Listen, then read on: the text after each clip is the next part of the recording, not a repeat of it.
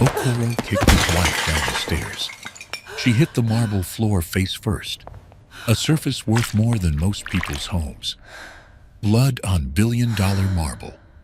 That's what Halima saw when she opened her eyes. Her own blood-staining floors her father had paid for before she ever took her first breath. Upstairs, her husband carried another woman through the front door like a bride. The same mansion that would one day make him the poorest man who ever lived. He just hadn't known it yet. It was a Tuesday evening when everything changed inside that mansion. Not because something new happened, but because something old finally reached its limit. Halima stood at the top of the grand staircase, holding a tray of food she'd spent 2 hours preparing.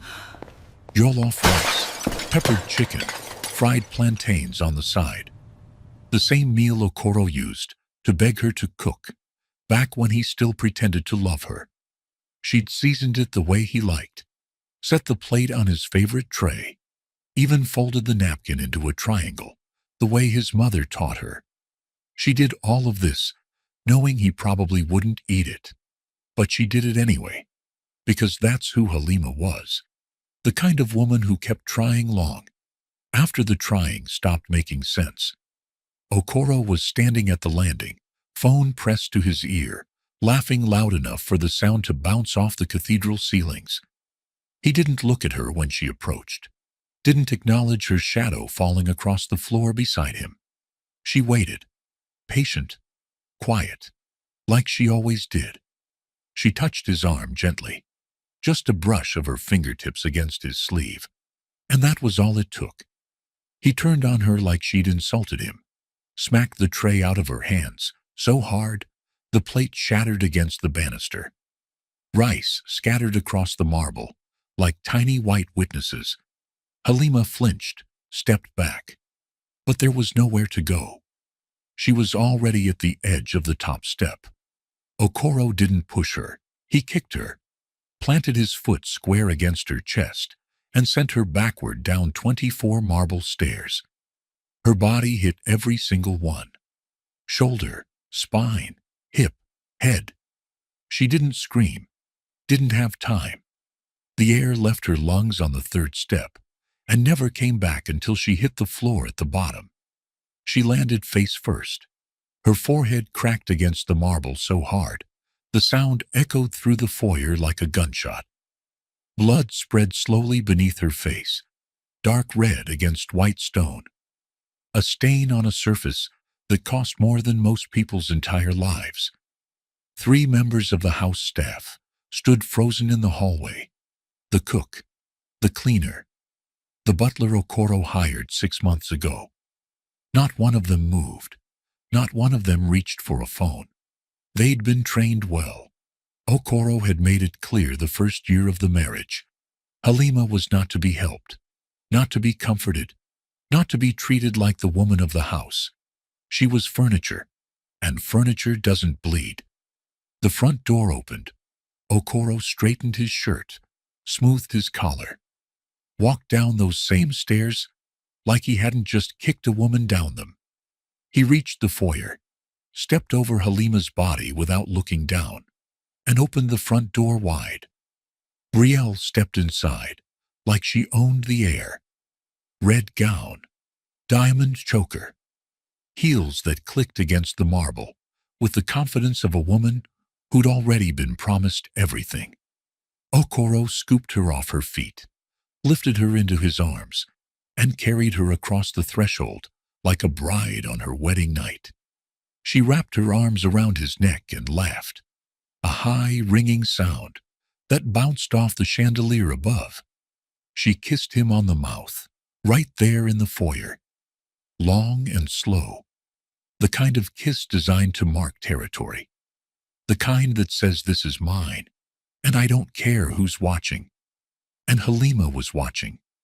Through swollen eyes and blurred vision, she saw her husband hold another woman in the house she'd cleaned, cooked in, and prayed in for 6 years.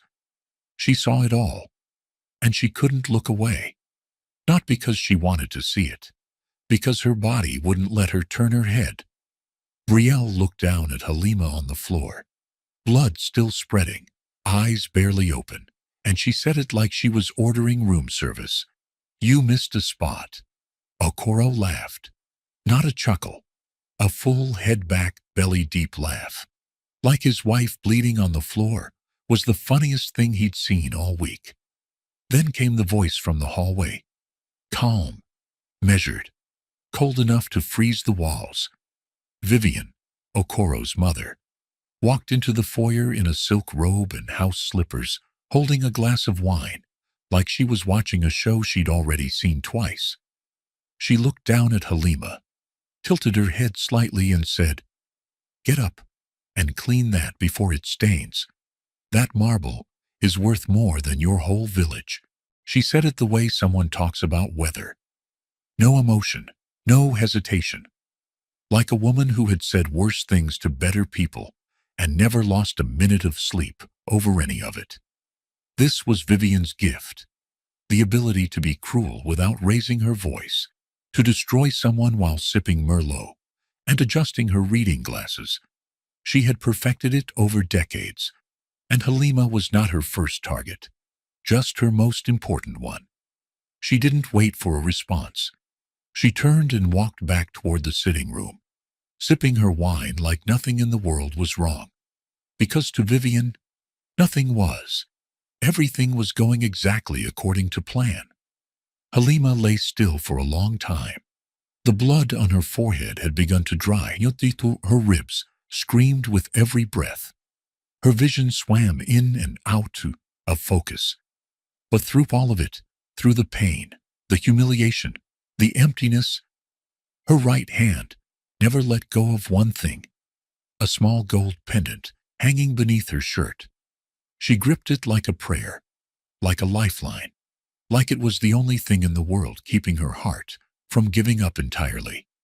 She pulled herself up, using the wall. Slowly, painfully. She limped to the kitchen without a word. Didn't cry, didn't scream, didn't beg. She just moved, one foot after the other, like a woman who had forgotten what it felt like to be seen. And somewhere outside the estate gates, in the dark of a parked sedan, a red light blinked on a security monitor. A camera mounted above the front door had captured everything, every kick, every laugh, every word. Someone was watching, and they had been watching for a very long time. To understand Halima, you have to go back before the mansion, before Okoro, before the blood and the marble, and the silence that swallowed her whole. You have to go back to a 2-bedroom house on a dirt road just outside Atlanta, where a little girl with big brown eyes learned how to love a world that hadn't yet decided whether it would love her back. Halima was raised by her grandmother, a woman everybody in the neighborhood called Nana Ruth. Not because she asked them to, because she earned it. Nana Ruth was the kind of woman who could make you feel safe just by sitting next to you. She cooked for anyone who showed up hungry, fixed buttons on church clothes for free, let neighborhood kids sleep on her couch when their own homes got too loud. She didn't have money, but she had the kind of richness that money can't buy and poverty can't steal. Halima's mother had died during childbirth. That's all Nana Ruth ever said about it. No details, no story. Just a fact, delivered with a sadness that sat behind her eyes, like a locked room nobody was allowed to enter. And her father, Nana Ruth, never spoke his name, not once. All she ever said was, "Your father loved you before you took your first breath. One day, you'll understand what that means." Halima didn't press. She learned early that some doors stay closed because the person holding the key isn't ready to open them. So she let it be. She grew up gentle, soft-spoken, the kind of girl who could sit on a porch for hours and find peace in the sound of the wind. She fed stray cats behind the church. She carried groceries for elderly neighbors without being asked. She read books under the pecan tree in the backyard and dreamed of lives she'd never seen, but somehow believed were possible. On her 16th birthday, Nana Ruth sat her down at the kitchen table and placed a small velvet box in front of her. Inside was a gold pendant, simple, elegant, heavier than it looked. Halima opened it and found 3 letters engraved inside. H-E-M. She asked what they meant. Nana Ruth smiled and said, "When the time is right, that pendant will speak for you. Until then, you wear it and you don't take it off. Not for anyone, not for anything." Halima wore it every day after that. Through school, through church, through the double shifts she started pulling at the diner after Nana Ruth passed away 3 years later. Nana Ruth went quietly, in her sleep, in her own bed, in the house she'd loved for 40 years. Halima found her in the morning, already gone, still warm. She didn't scream. She just sat on the edge of the bed and held her grandmother's hand until the ambulance arrived. And when they took the body, Halima sat alone in the kitchen and whispered, "I'll be okay, Nana. I promise." But she wasn't okay. She was 19, completely alone, with no family, no savings, and a rent bill she couldn't cover. She dropped out of community college and took every shift the diner offered, morning, afternoon, late nights closing up by herself, with the smell of old grease and bleach sticking to her clothes. She didn't complain. She didn't have anyone to complain to. There were days she'd come home from a 12-hour shift and sit in Nana Ruth's rocking chair and just stare at the wall, not thinking, not crying, just existing. The house felt too big for one person. Every sound echoed. Every creak in the floorboards reminded her that the woman who used to fill those rooms with laughter and the smell of peach cobbler was gone. She'd eat, standing at the kitchen counter, because sitting at the table alone felt too heavy. She was 20 years old and already knew what it felt like to be the only person left. That's where she met Okoro. He came in on a Thursday night, 30 minutes before closing, suit pressed, watch gleaming, smile that could sell water to a river. He ordered coffee and eggs. Halima brought it to his table. He looked at her, really looked at her, and said, "You look like a woman who deserves a whole lot more than this." She didn't fall for the line. She fell for the consistency. He came back every Thursday, same booth, same order, same smile. He asked about her life, her dreams, her grandmother. He listened. He remembered details. He brought her flowers on the 4th visit and a coat on the 6th, because he noticed she didn't have one warm enough for winter. He made her feel like she mattered.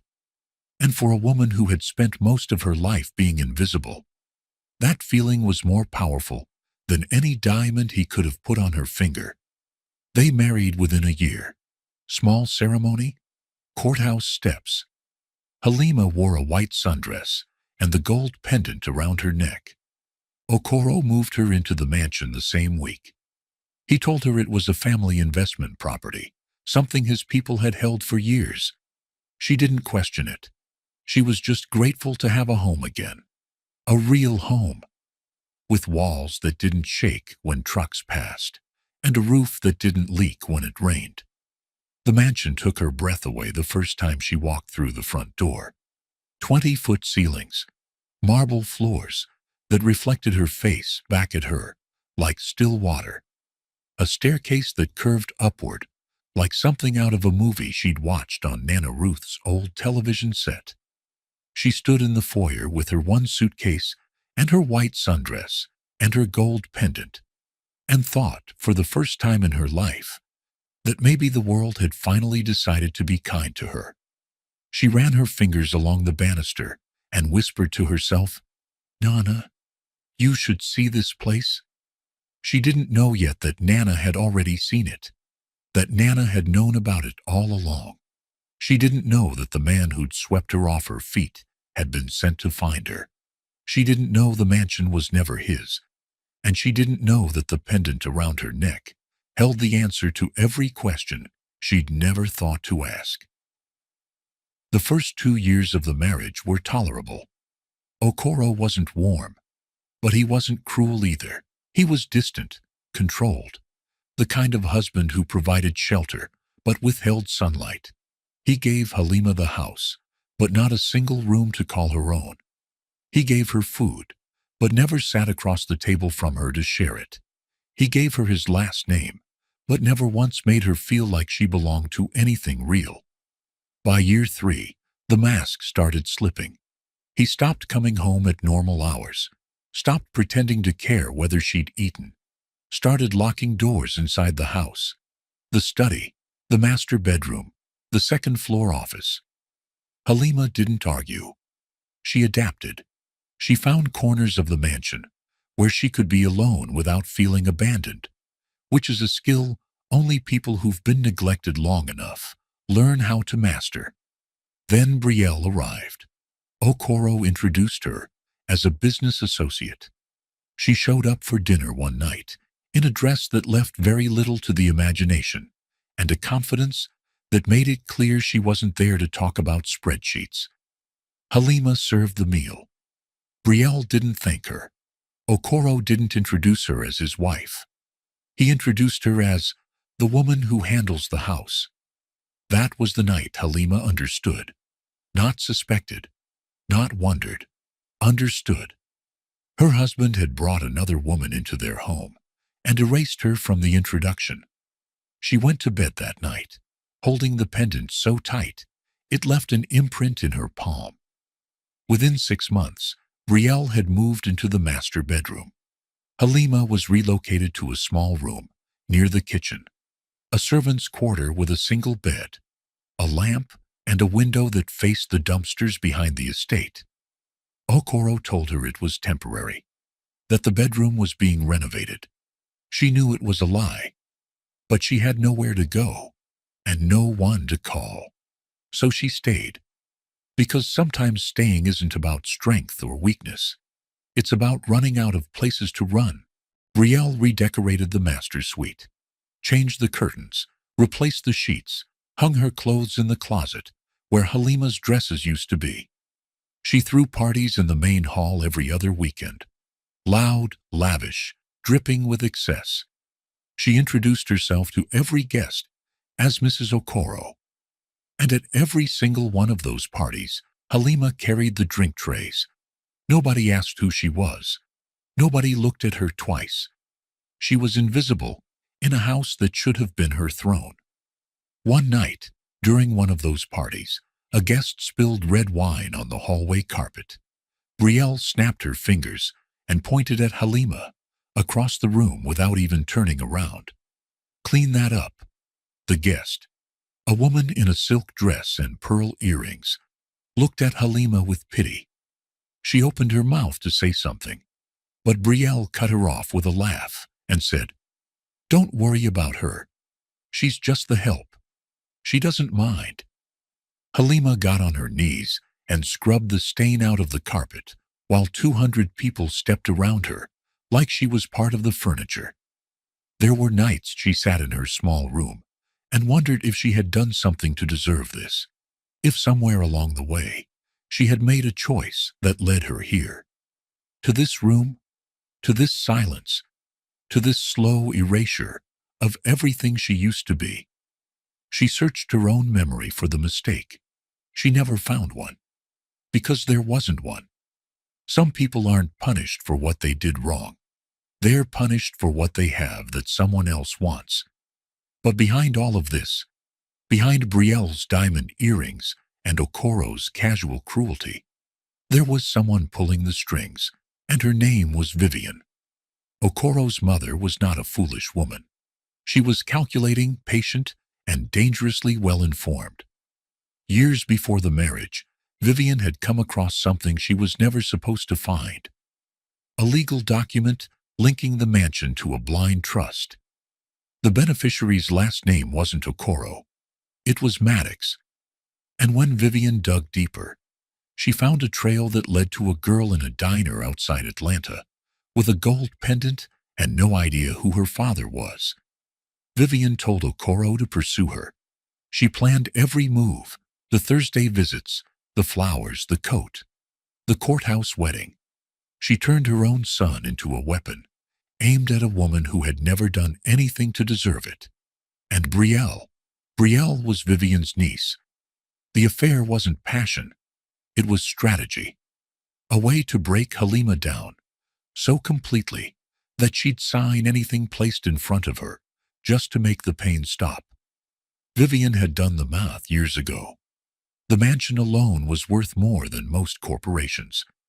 The trust attached to it held assets that stretched across continents. Energy contracts, development rights, infrastructure holdings so vast that the interest alone could fund a small country. And all of it was sitting in the name of a girl who didn't even know she had a father. Vivian didn't see a person. She saw a signature, and she was willing to destroy that person's entire life to get it. And one night, they tried exactly that. Okoro placed a stack of documents on the kitchen counter while Halima was washing dishes. He told her it was routine household paperwork, tax forms, nothing important.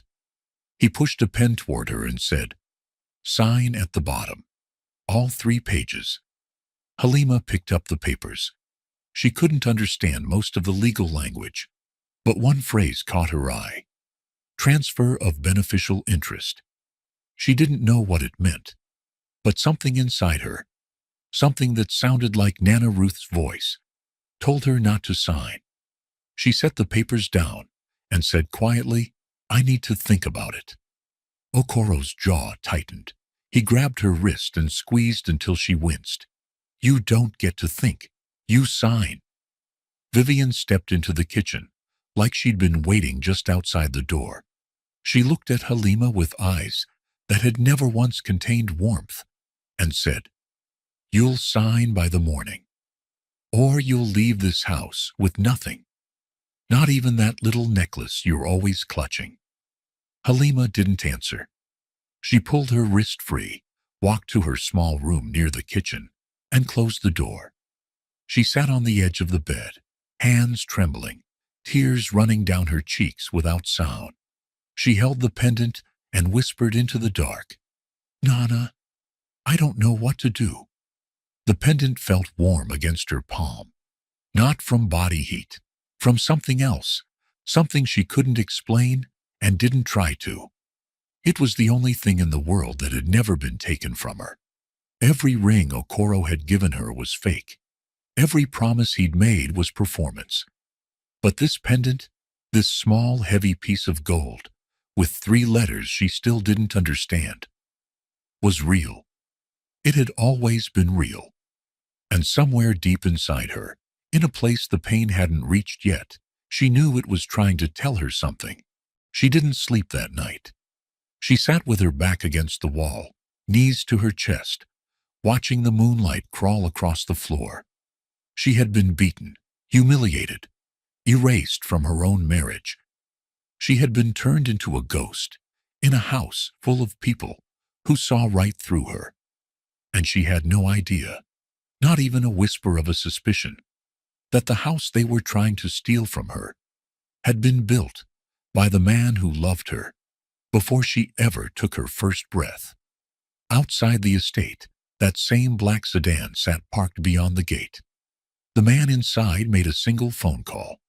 His voice was low, steady, and edged with a fury he'd been holding back for years. They tried to make her sign. It's time. 3 weeks passed, and during those 3 weeks, Halima noticed something strange. The house staff started treating her differently.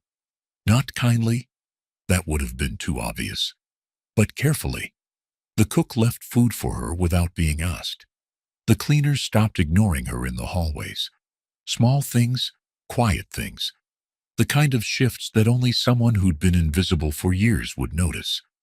Okoro noticed nothing. He was too busy preparing for the event of his career, a gala, to announce his new real estate development venture, funded entirely by assets He'd been siphoning from accounts tied to the estate. 200 guests were invited. Investors, politicians, media personalities, socialites who collected events like handbags. Brielle had a custom gown flown in from Milan. Vivian had the ballroom redesigned with fresh flowers and crystal centerpieces that cost more than most people's cars. Nobody mentioned Halima. Okoro told the staff to keep her in the back kitchen during the event. He told the guests she was the help and that she wasn't feeling well. He didn't even bother locking her door this time. He was that certain she'd stay put, that certain she'd obey, that certain she had nothing left. The gala began at 7. Champagne flowed. Music floated through the ballroom like silk. Okoro stood at the center of it all. Brielle on his arm, smiling for cameras, shaking hands with men who carried checkbooks, thicker than phone books. Vivian greeted guests at the entrance, like she'd built the house herself. The Okoro family was performing, and they were performing well. At 9 o'clock, the main lights dimmed. A projector screen lowered behind the stage. Okoro adjusted his tie and stepped toward the podium, ready to deliver the pitch of his life. He smiled at the crowd, tapped the microphone, opened his mouth to speak. But the screen behind him didn't show his presentation. It showed a security camera feed. Time-stamped, high definition, unmistakable.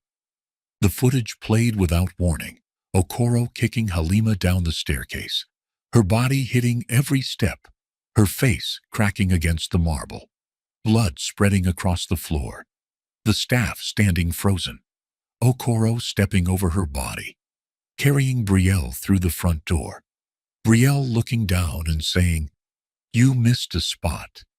Vivian walking past, sipping wine, telling Halima to clean her own blood. The ballroom went silent. 200 people stared at the screen, with their champagne glasses frozen halfway to their lips. Brielle's hand tightened on Okoro's arm. Vivian's champagne glass slipped from her fingers and shattered on the ballroom floor. The sound cut through the silence like a crack of lightning. Okoro lunged toward the AV booth, shouting at the technicians to cut the feed.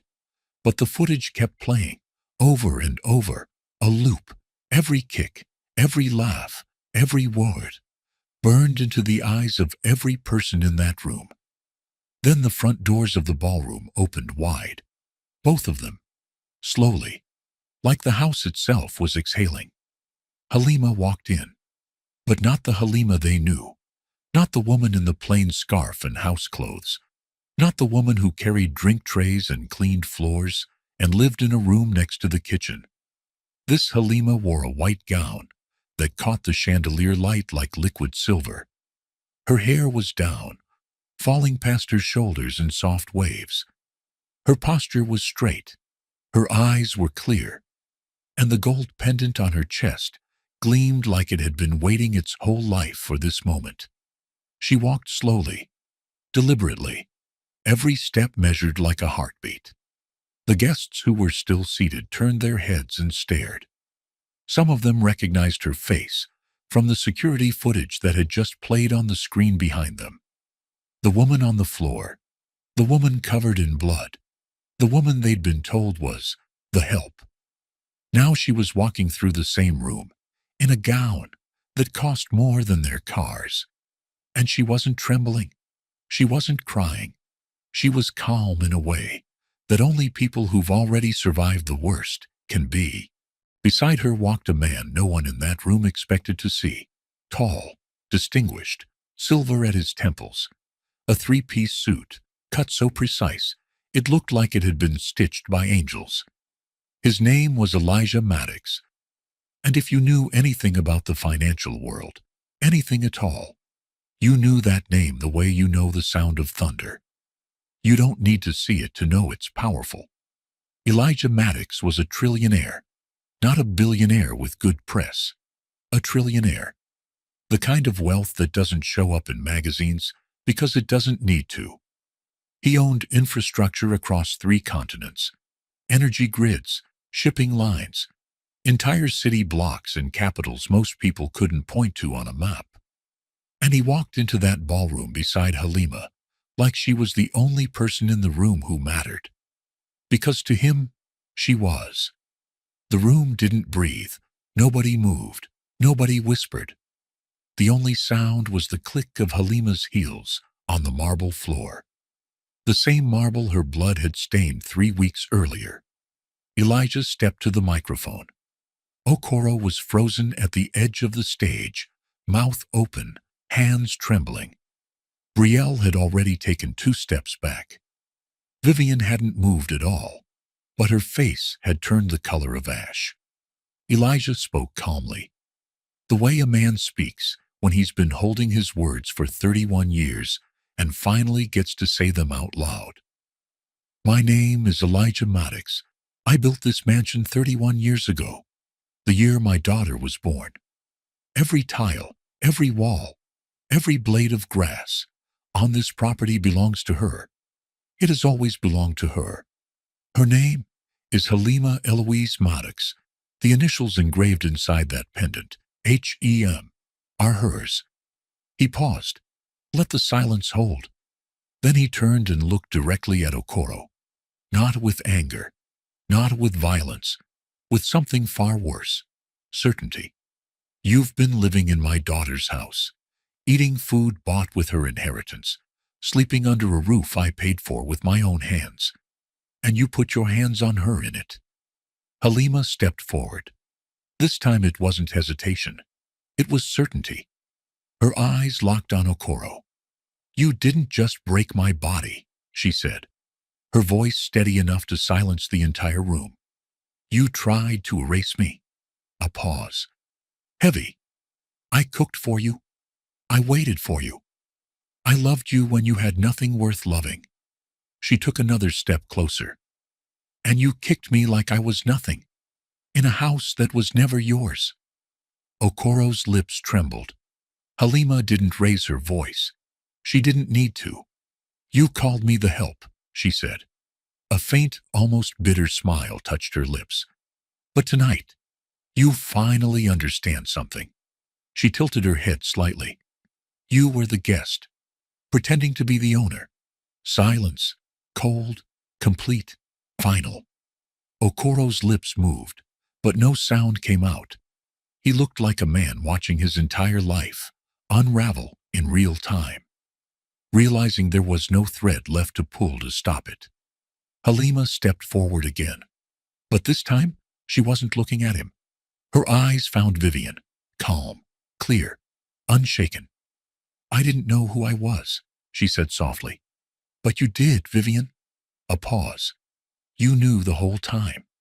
Her gaze didn't move. That's why you chose me. The words didn't land like anger. They landed like truth. Vivian's mouth opened, then closed, then opened again. Nothing came out. For the first time in her life, the woman who always had a plan looked like someone who had just watched it burn to the ground, with no way to rebuild it. Elijah continued, still calm, still measured, still devastating. The documents your family tried to make my daughter sign. My legal team has had them since the morning she was asked. Every camera in this house reports to me. Every frame, every conversation, every bruise. He looked at the crowd. You were all invited here tonight to invest in a venture funded by stolen assets, assets that belong to my daughter. I thought you should know exactly who you were about to do business with. The room erupted, not in applause, in whispers, in gasps, in the sound of 200 people simultaneously realizing they'd been standing inside someone else's crime scene, dressed in evening wear. Investors pulled out their phones. Lawyers leaned toward their clients. Women covered their mouths. Men loosened their ties, like the air in the rooms had suddenly gotten too thick to breathe. One woman near the back, a socialite who'd been photographed smiling with Okoro 30 minutes earlier, quietly stood up and walked out without saying a word. Then another. Then 3 more. The room was emptying not with chaos, but with the slow, deliberate retreat of people who understood they'd been standing too close to a fire they didn't want to be burned by. Brielle tried to slip toward the side exit. She made it 4 steps before a member of Elijah's security team stepped into her path, not blocking her, just standing there, arms folded, eyes steady. She froze, looked back at Okoro. He wasn't looking at her. He wasn't looking at anyone. He was staring at Halima, like he was seeing her for the first time. And maybe he was. Maybe for the first time in 6 years, he was actually seeing the woman he married. And what he saw terrified him, not because she was angry, because she wasn't. Okoro tried to speak Halima's name. His voice cracked on the first syllable. She didn't look at him. She didn't need to. She had already said everything that needed to be said. And the man she'd needed her entire life was standing right beside her, exactly where he should have been from the beginning. It took 48 hours for Okoro's world to collapse, not a slow crumble, a controlled demolition. Every charge was placed in advance. Every wall knew when to fall. Elijah's legal team moved like a machine, built for exactly this moment. Every account Okoro had ever touched that was connected to the estate was frozen within 12 hours of the gala. The real estate venture was dead before sunrise. Every investor who'd been in that ballroom pulled out before breakfast. Nobody wanted their name within 10 miles of the footage that was now circulating across every platform with a share button. News outlets picked it up. Bloggers dissected it. The video of Okoro kicking his wife down the stairs of her own father's mansion had more views in 2 days than his business had made in 2 years. Brielle was the first to disappear. She packed 2 suitcases in the middle of the night, called a cab, and checked into a roadside motel 40 minutes outside the city. When Okoro called her phone the next morning, the number was already disconnected. No goodbye, no explanation, no forwarding address. She had never loved him. She'd been following Vivian's instructions from the start, a hired actress playing the role of a mistress in a scheme designed to steal a mansion that was never theirs to begin with. Without the mansion, without the money, without the illusion, Okoro was nothing to her. He was a prop that had served its purpose, and props get left behind when the stage goes dark. Vivian was served legal papers at her personal residence on a Wednesday morning at 7 a.m. She opened the door in her bathrobe, expecting the newspaper. Instead, she received a 2-inch thick stack of documents that read like a biography of her own destruction. Fraud. Conspiracy to commit theft through coercion. Attempted transfer of property through forged authorization. Exploitation of a minor's guardianship. Because Elijah's lawyers had found evidence that Vivian had been surveilling Halima since she was 17 years old, years before the diner, years before Okoro ever ordered that first cup of coffee. She had been watching, waiting, planning. And now, every step of that plan was laid out on paper in a courtroom filing. Vivian's personal assets were frozen pending investigation. Her accounts, her properties, her investments, everything she had ever built to insulate herself from consequence was stripped away in a single morning. She called Okoro. He didn't answer. She called her lawyer. He had already dropped her as a client. She stood in her living room, alone, holding papers that spelled the end of everything she'd spent a decade constructing. And for the first time, the silence in the room wasn't the kind she controlled. It was the kind that controlled her. Okoro showed up at the mansion gates 3 days after the gala. He parked his car on the gravel path outside and walked to the intercom like a man sleepwalking through his own funeral. He pressed the button. A voice answered, not one he recognized. The security team had been replaced. Every uniform now bore a small embroidered crest. Maddox Corp. The voice on the intercom told him to leave the property. Okoro said he lived there. The voice said, "No, sir, you don't." He stood outside those gates for over an hour, watching the lights inside the mansion flicker on and off in rooms he used to own. Rooms where he'd eaten meals he didn't cook, slept in beds he didn't pay for, hit a woman who never hit him back. He watched until the last light went dark. And then he stood there a little longer, because he had nowhere else to go. The next morning, his bank called. His personal accounts, the ones not connected to the estate, had been flagged for suspicious activity tied to the fraud investigation.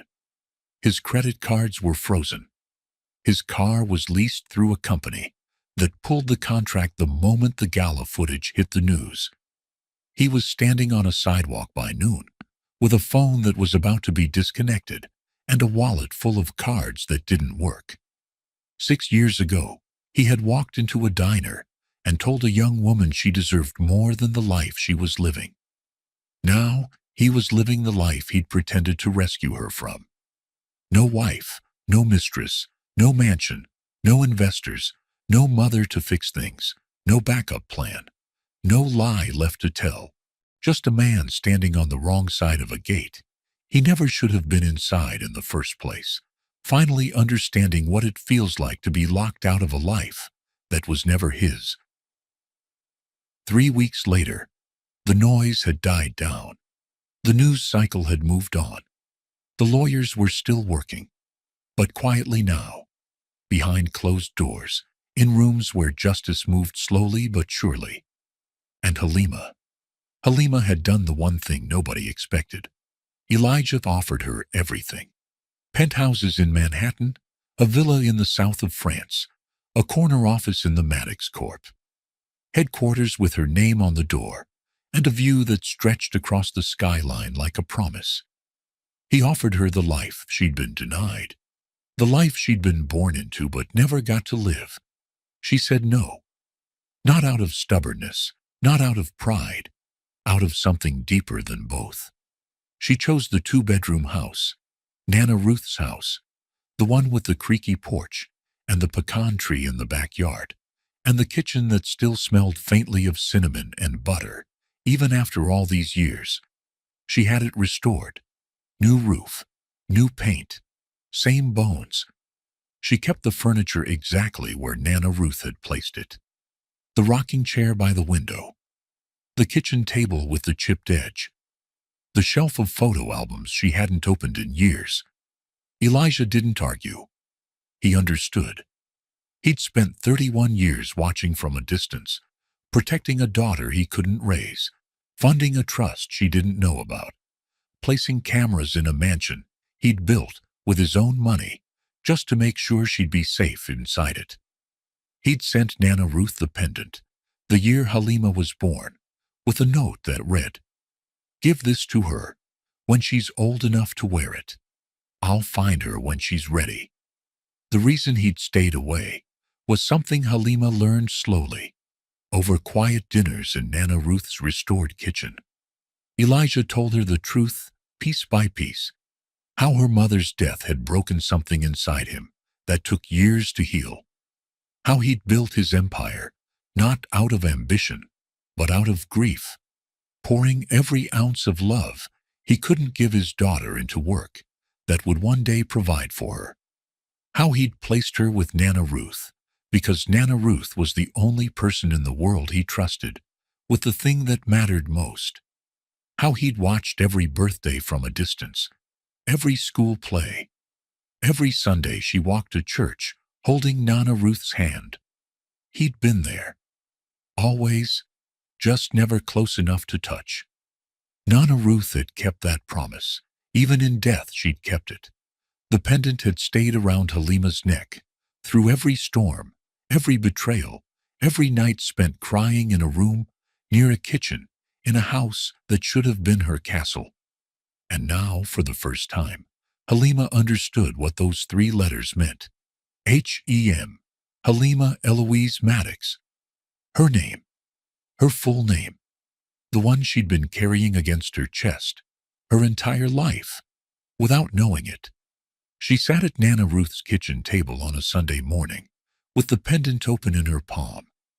Behind the engraved initials, tucked inside the locket's thin gold frame, was a tiny photograph she'd never noticed before.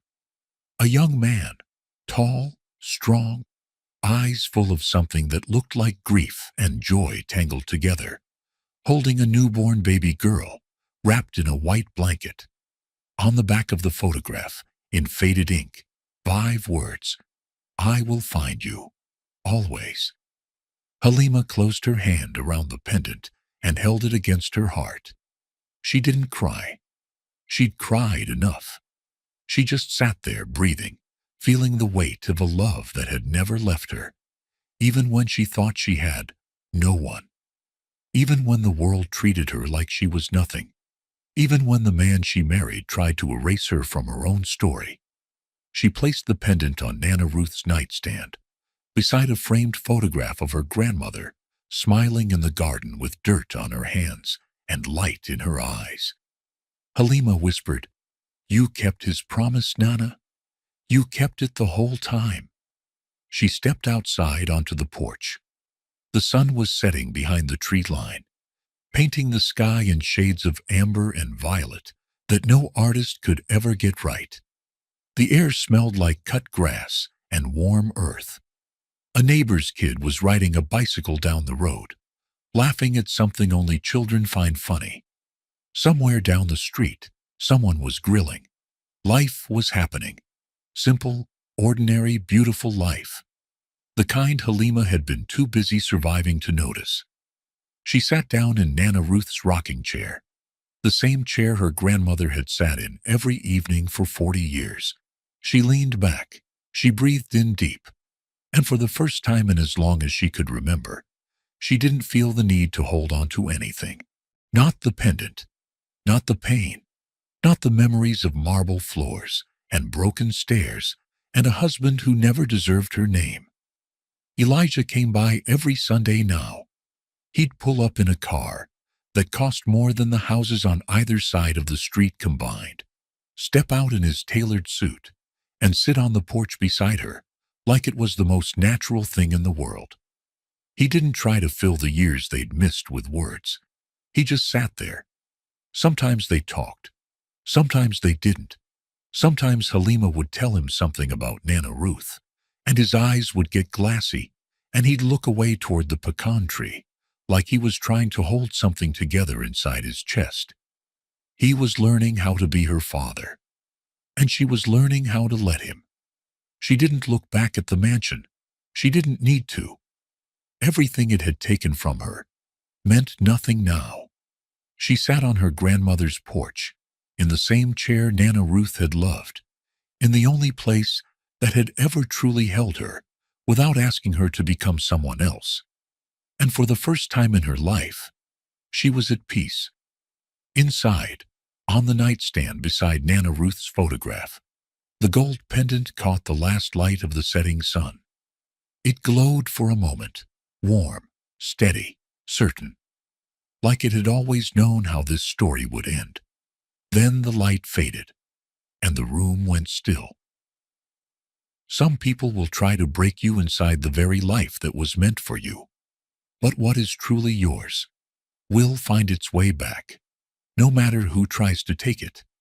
If this story stayed with you, share it with someone who needs it, and subscribe for more stories where silence breaks and truth finally speaks.